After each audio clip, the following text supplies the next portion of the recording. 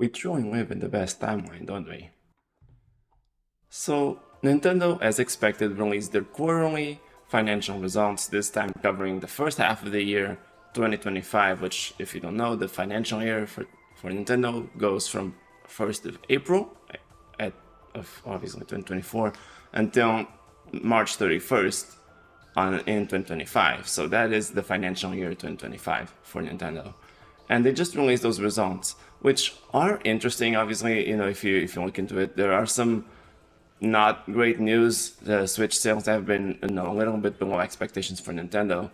But along with the earnings results for this year, what I think is really interesting that Nintendo released this time is just the corporate management policy briefing. And this is something that is more of an in-depth look at the business in general, not just this year, but what led up to it and how it's planned to evolve for the next few years. And it's really interesting. There's like a lot of interesting stuff in this document that Nintendo showed.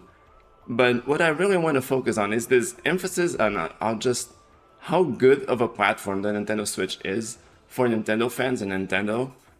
And especially, the smaller franchises, which is something that matters so much to so many people. Because obviously, Mario, Zelda, those games are always going to be around because they're Nintendo's most successful, and Nintendo does highlight some of those. Like every Mario game series on Switch has sold at least 30 million units. Like the Mario Party games, I think are like over 41 million. The 2D Mario games are even more so. I don't know the exact values, but there are a lot of games sold for Mario, Zelda, Animal Crossing. These franchises that have always been really popular for Nintendo.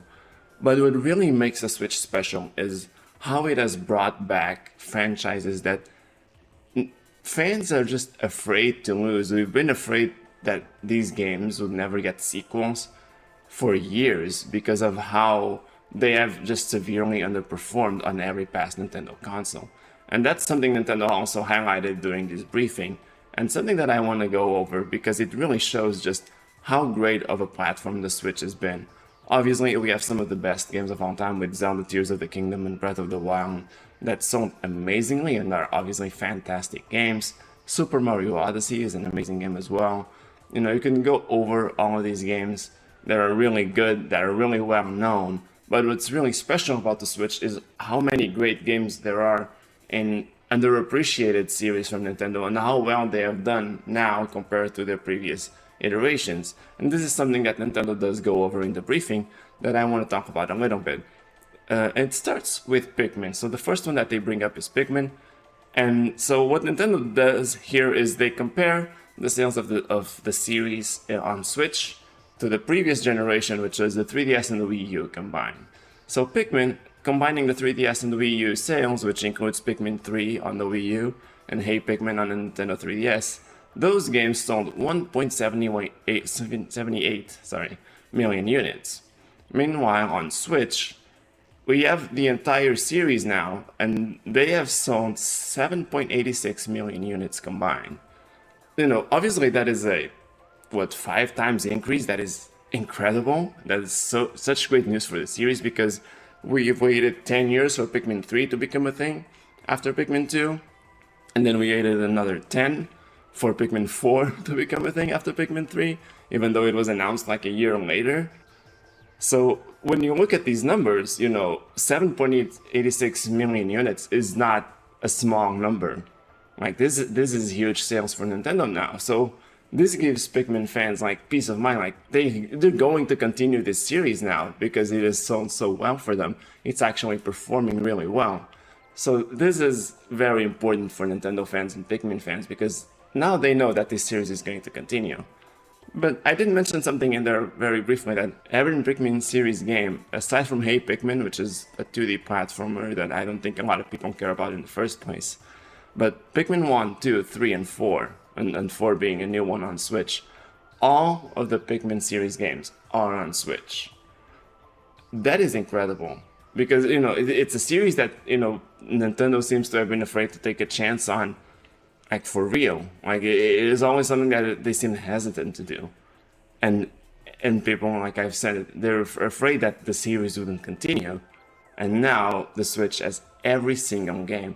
And if you're a fan of Pikmin or if you've never heard of Pikmin, there is something for you here because you can play all of them. You can get to know them, and if you love them, you can play all of them again. You can play the brand new one that looks fantastic and that many people have been saying is the best one in the series.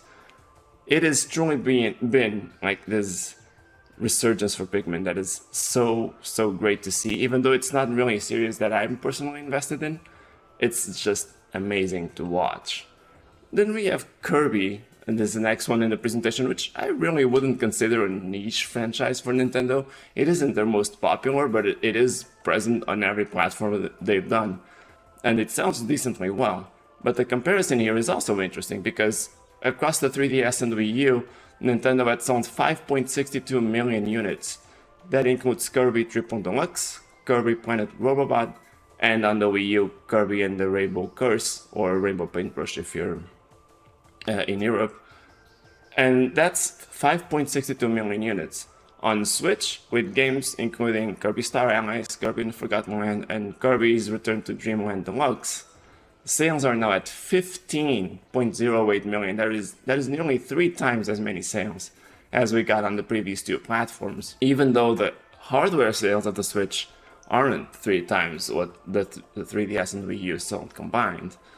So that is also another huge jump, even though Kirby, as you can see, was already doing pretty well. And even on 3DS and Wii U, it was selling somewhat close to what Pikmin is selling now. But it's still selling so much more on the Switch, which is like super impressive. And again, it assures us that this franchise is going to keep growing and it's going to get more interesting because we also got like the first 3D Kirby game on Switch. And seeing those kinds of sales numbers, that kind of reassures us that yes, they will keep doing games that are 3D that probably add a lot of new ideas to the franchise, which is really important too. So that is also awesome to see. And then we go on to Metroid, which is another huge one that series is like, it keeps dying for a few years, and it was like just dormant for so long. And it just came back with a vengeance on Switch, and it's been amazing so far. Actually, okay, so here's the thing. So we have 2 games on Switch so far, right? We have Metroid Dread and Metroid Prime Remastered. So there's those 2 games. And combined, those 2 games have sold 4.99 million units, basically 5 million units. Before, on 3DS, we also had 2 games. We had Metroid Prime Federation Force, which was a game. And then we had Metroid Samus Return, which was a remake of Metroid 2. And those 2 games sold 0.98 million units. In this case, including the Wii U, it doesn't really do anything because there are no Metroid games on the Wii U. But again, the sales here are 5 times higher on Switch compared to 3DS and Wii U combined. That is huge growth. And importantly, Metroid had some of the best games ever on the Switch. The first Metroid Prime was very critically acclaimed and it was fantastic on Switch. They completely redid the graphics. Like they call it remastered, but it's completely different in terms of looks. And it looks fantastic. It plays amazing. They went all the way in providing control options. It was a really good game. And then Metroid Dread, that's the game that got me hooked on Metroid. Like this sharp Metroid from like a franchise that just kind of existed that I knew about. And it made it one of my favorite Nintendo franchises. Metroid Dread was an amazing game. It still is. It's my favorite game of 2021 and you should absolutely play it. But also, every 2D game, every 2D Metroid game is also now on Switch, not as a proper full release like Pikmin, but through the Switch Online service you can play the first Metroid, Super Metroid, Metroid 2 on the Game Boy, and Metroid Fusion on the Game Boy Advance, and even Metroid Zero Mission, the remake of the first game that was also on the Game Boy Advance. You can play all of them on the Switch, and now of course Metroid Dread, which is the 5th entry, and is fantastic. The only one that's missing is of course Samus Returns, but that is a remake of Metroid 2, so technically the game is there, it's just not with the pretty graphics. So again, as a Metroid fan, the Switch has become this amazing platform that has all of the games historically, and it has one of the best games ever with Dread, and a remake of Prime, which is also incredibly beloved and looks fantastic now, and it was cheaper than most Switch games, which is also nice. Not very usual for Nintendo to have like a lower priced game with as much effort as Metroid Prime Remastered did. So it's awesome. It's like again, and it's just the best platform for fans of Metroid. And it reassures us that Metroid is going to continue. Obviously, we're going to get Metroid Prime 4 next year. But with sales like this, you can assume that the franchise is going to continue even beyond the Switch with more games. And that is, again, incredibly encouraging and super exciting for Nintendo fans. And then the last franchise that Nintendo highlights in the results here is Xenoblade Chronicles, which is also fantastic how much this has grown. I don't know if you remember, or if you even know, how Xenoblade Chronicles came to be in the US specifically, because Xenoblade Chronicles came out in Japan and Europe fairly normally, but it wasn't going to come out in America. And so a group of fans, they formed this movement called Operation Rainfall that pushed Nintendo to localize Xenoblade Chronicles and a couple of other RPGs on the Wii that came out in 2012. And it was successful. They managed to do it. But it was obvious that Nintendo was very reluctant to publish these games in the first place.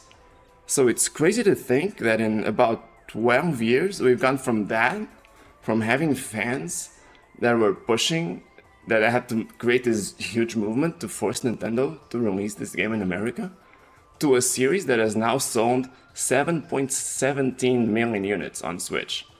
On 3DS and Wii U combined, which also includes two games, we had the Xenoblade Chronicles remake on new 3DS and Xenoblade Chronicles X on Wii U. Those two games sold 1.41 million units. We've gone from that to 7.17. That's, again, about 5 times as much as what they had sold in the previous generation. And this started with a movement that forced Nintendo to publish these games in America.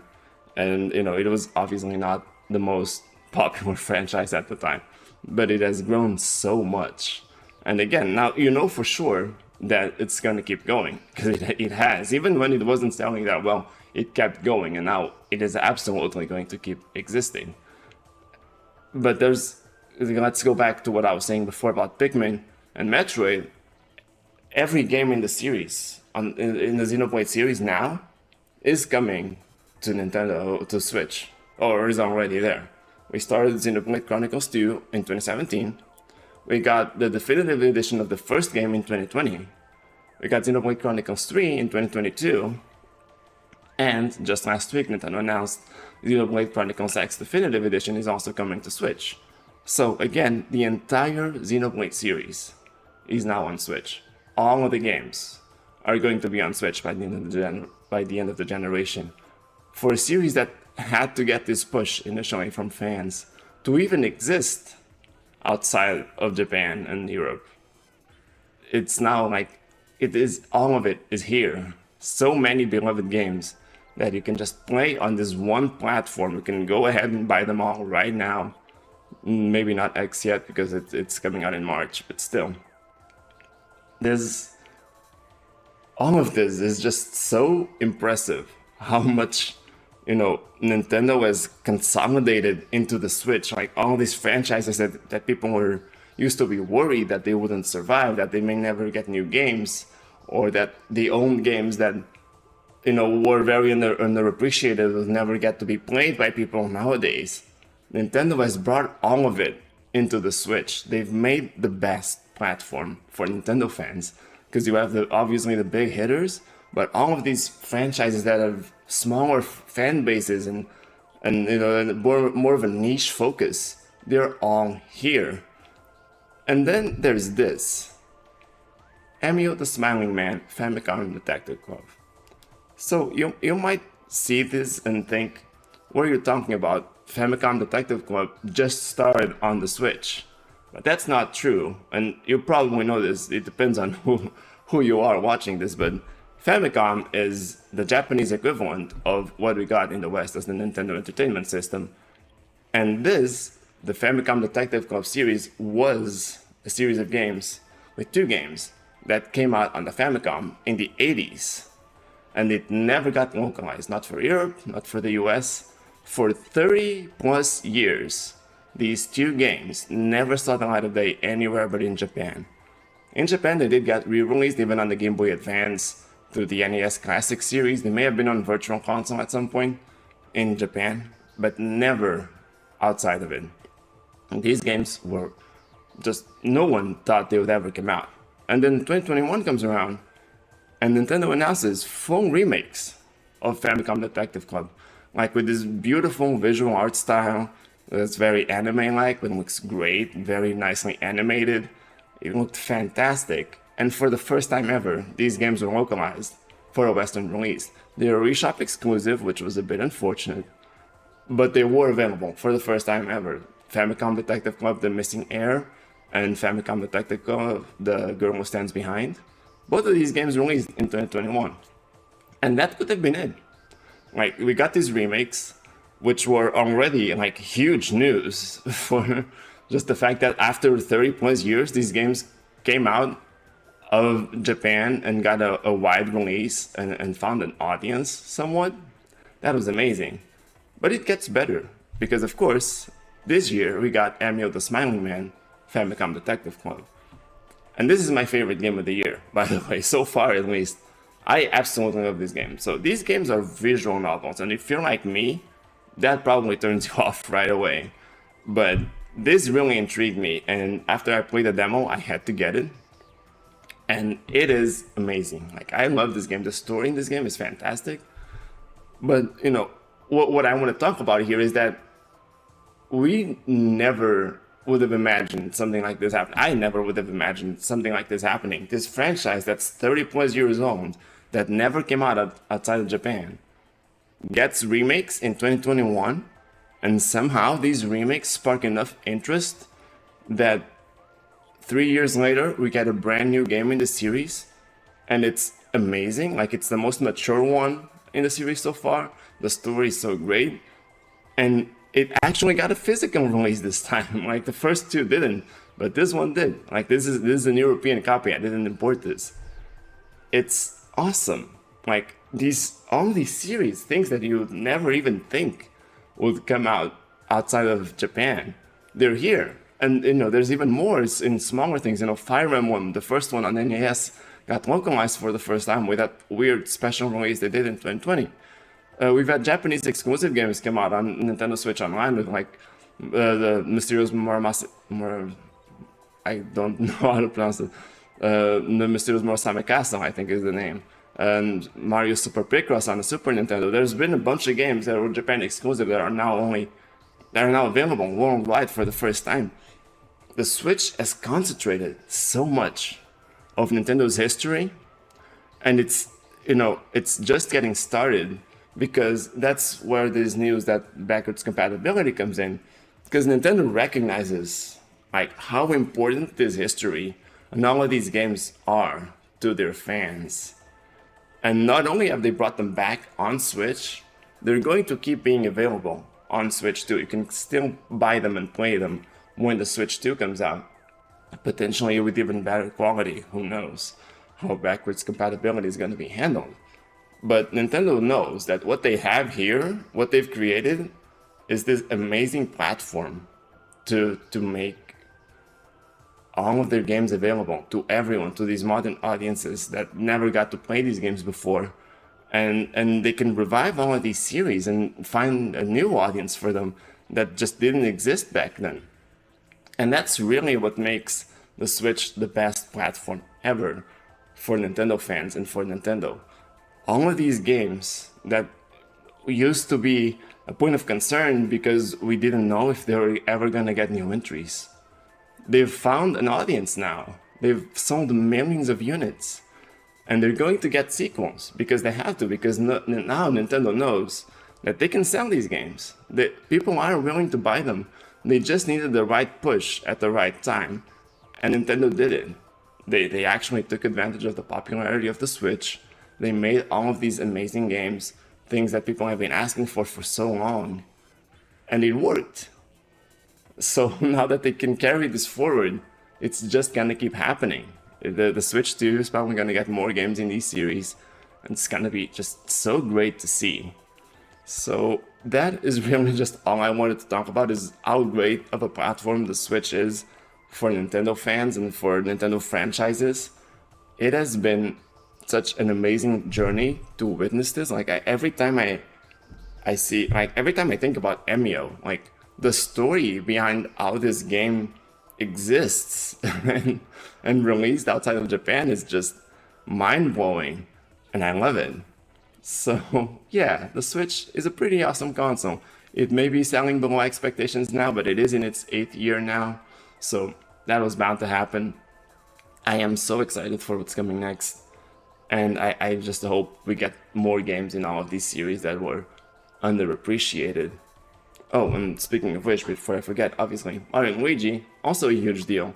Not so much because the series was dead, because it did get an entry as recently as 2019, but because we thought it was dead because the previous developers were shut down. So to get Mario and Luigi Brothership and for it to be an actual good game, that's also awesome. So it's really encouraging to see all of these games come out. And again, I'm just so excited to keep following Nintendo, and I'm so happy that I'm a fan of Nintendo because there's so many great games coming out during this era, and I just want to see that continue going into the Switch too. So it's going to be really, really exciting. So yeah, that's about it for today. Thank you for watching, and I'll see you next week. Bye.